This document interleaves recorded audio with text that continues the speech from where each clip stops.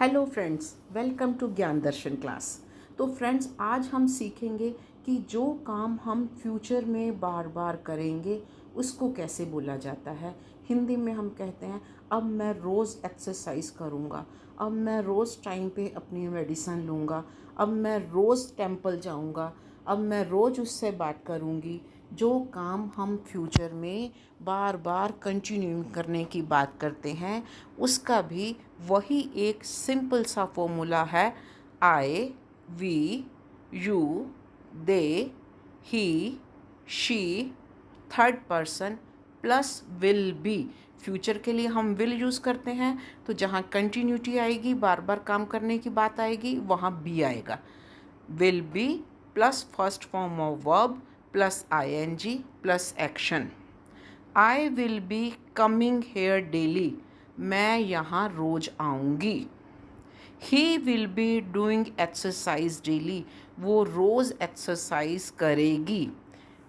We will be going for morning walk daily, हम रोज़ morning walk पे जाया करेंगे।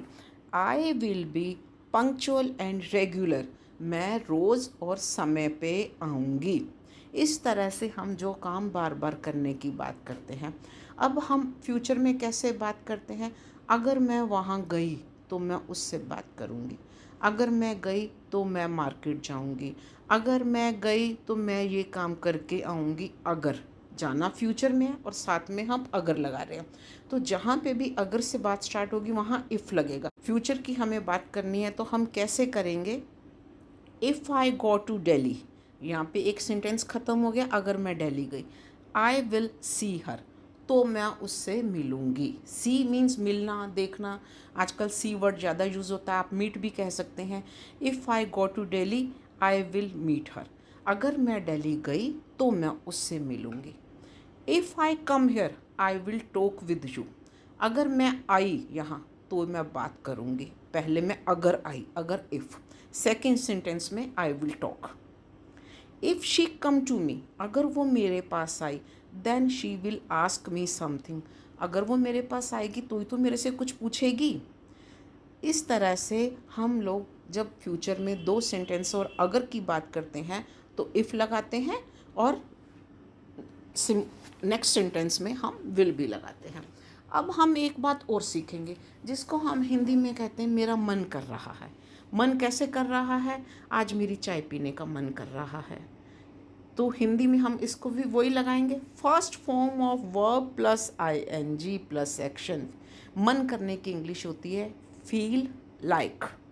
मेरा चाय पीने का मन कर रहा है, I feel like having a cup of T. Hindi में हम कहते हैं चाय पीने का, पर इंग्लिश में अ कप ऑफ टी ही बोला जाता है। आप हैविंग कर सकते हैं, ड्रिंकिंग कर सकते हैं। हैविंग थोड़ा ज़्यादा अच्छा लगता है।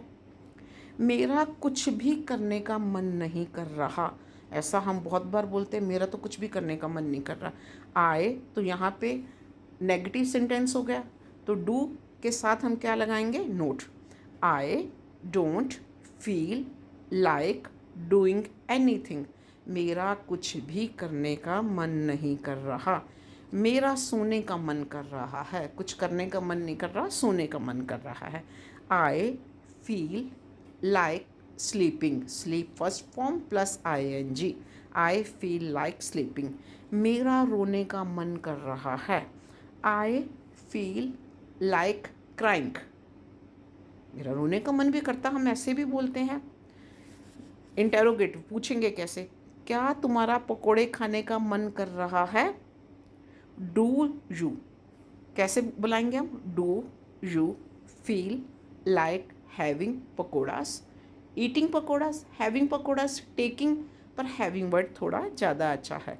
Do you feel like having pakodas. Thank you.